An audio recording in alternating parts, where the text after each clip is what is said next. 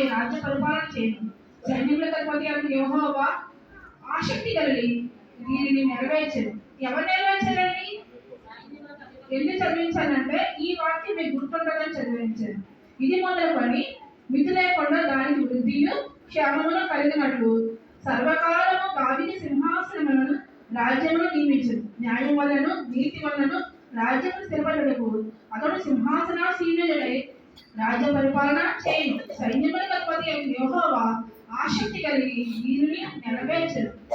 యెహోవాకి ఇష్టమైనది తన కుమారుని ఈ లోకాన్ని పంపించడానికి. యేసుక్రీస్తు వారు ఈ లోకాన్ని పంపించి మరి ఆయన కార్యం నెరవేర్చడానికి ఆయనకి ఇష్టమైంది. ఆయన పంపించాడు కాబట్టి యేసుక్రీస్తు వారు ఈ లోకానికి మరియ కడుపుల నుండి మరి ఆయన ఉద్భవించాడు. మరి ఎవరికి ఆపడానికి ఇది మరి దీన్ని ఆటంకపరచడానికి ఎవ్వరు సాధ్యం కాదు. దేవునికి అసాధ్యమైనది ఏది లేదు. సర్వసృష్టికర్త యెహోవా ఆయన ఈ లోకంలోకి దిగి వచ్చి ఒక బిడ్డగా మన మధ్య తిరిగాడు, నివసించాడు. మరి ఆయన కార్యము నెరవేర్చాడు. మరి దేవునికి వందనాలు, వేలాది స్తోత్రములు. మరి ఆయన రాజ్యము స్థిరపరిచాడు. సర్వకాలము దావీదు సింహాసనం నుండి మనము అలాగే మరి ఇశ్రాయేలు ప్రజలు ఎంతో మరి బాధపడ్డారు. ఆ రోజు మోషే పరిపాలన అనేక మంది మరి బోధకులు మరి దేవుని ద్వారా దేవుని యొక్క అనుసరణ ద్వారా మరి కార్యాన్ని నెరవేర్చారు. అందువలన దేవునికి వేలాది స్తోత్రములు. మనకి శిశువు పుట్టేను. ఆయన ఎవరండి?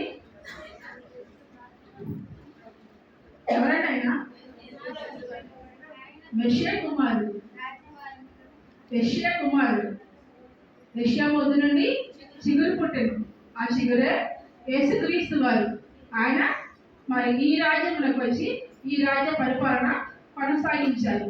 ఆయన ఇచ్చుటకు తండ్రి సమాధానం తప్ప. ఎందుకు వచ్చారు యేసుక్రీస్తు వారు ఈ లోకానికండి? శాంతిని ఇవ్వడానికి, సమాధానాన్ని అనుగ్రహించడానికి ఈ లోకానికి వచ్చారు. మరి ఈ లోకంలో మరి సమాధానం ఉన్నదండి? ఇంకా సమాధానం చాలా తక్కువ ఉంది కదా. ఎక్కడెక్కడో మరి కొంచెం సమాధానం ఉంటుంది.